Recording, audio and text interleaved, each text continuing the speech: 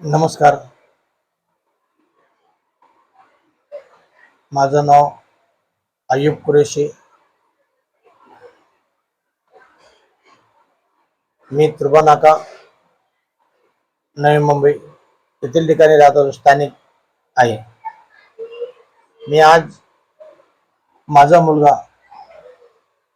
परवेश अय्यूब कुरेशी, वय 21 वर्ष, याचा खून प्रकरणाबद्दल न्याय मागण्यासाठी हा व्हिडिओ आपल्याकडे फॉरवर्ड करत आहे. आपण जास्तीत जास्त लक्ष देऊन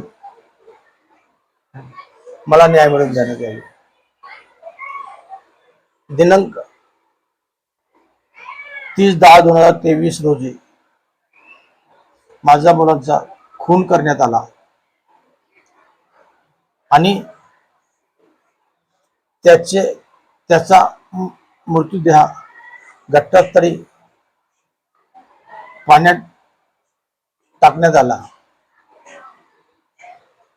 ही घटना साधे अपघात नसून सपट खून आहे. घटनास्थळी असलेल्या सीसीटीव्ही फुटेज मध्ये सर्व प्रकार स्पष्ट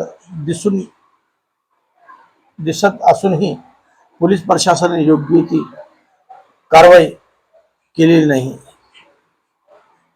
माझ्याकडे सीसीटीव्ही फुटेज पुरावा आहे, तरीही गुन्हा नोंद करण्यात टाळाटाळ करण्यात आली आहे.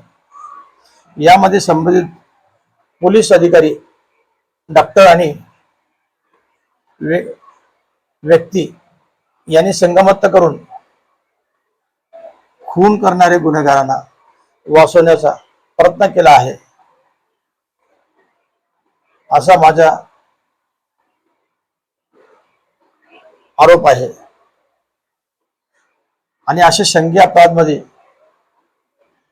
खून प्रकरणात गुन्हेगारांना वाचवण्यात आले. एफआर नोंद करण्यात आली नाही, योग्य तपास करण्यात आलेला नाही. अगोदर खोटा पंचनामा आणि पोस्टमॉर्टम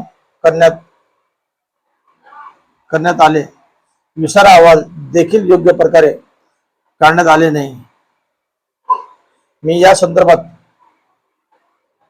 अनेक वेळा पोलीस स्टेशन, वरिष्ठ पोलीस मानव अधिकार आयोग आणि शासनाला किंवा पोलीस महासंचालकाला किंवा मान्य मुख्यमंत्री सर्वांना पत्र दिले आहेत, पण अजूनही मला न्याय मिळाला नाही. म्हणून मी आज आपल्या समोर उभा आहे आणि मी जनतेला न्यायाची अपेक्षा करत आहे की आपण मला न्याय द्यावा. जे माझ्यावर अन्याय झाला आहे, माझ्या कुटुंबावर अन्याय झाला आहे, माझ्या मुलावर अन्याय झाला आहे. माझ्याकडे घटनास्थळ जागाचा सीसीटीव्ही फुटेज आहे. त्यामध्ये माझ्या मुलांच्या स्वतःच्या रिक्षामध्ये घेऊन जाताना रोडावरून घटनास्थळी एक पेक्षा जास्त व्यक्ती घटनास्थळी ढकलून रिक्षा पाण्याचे किनारे घेणे, रिक्षातून बॉडी काढणे, पाण्यात टाकणे, सर्व सपट दिसून सुद्धा मला न्याय मिळत नाही.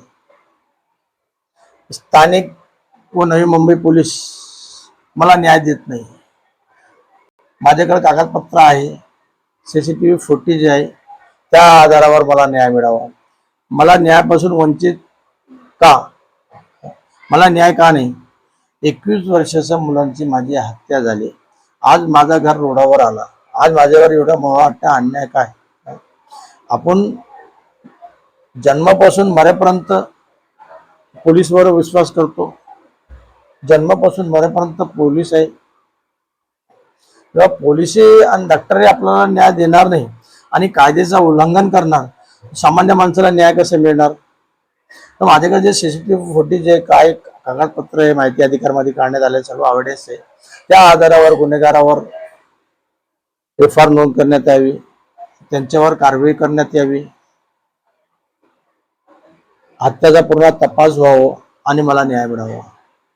म्हणून मी आज जनतेला न्याय मागत आहे.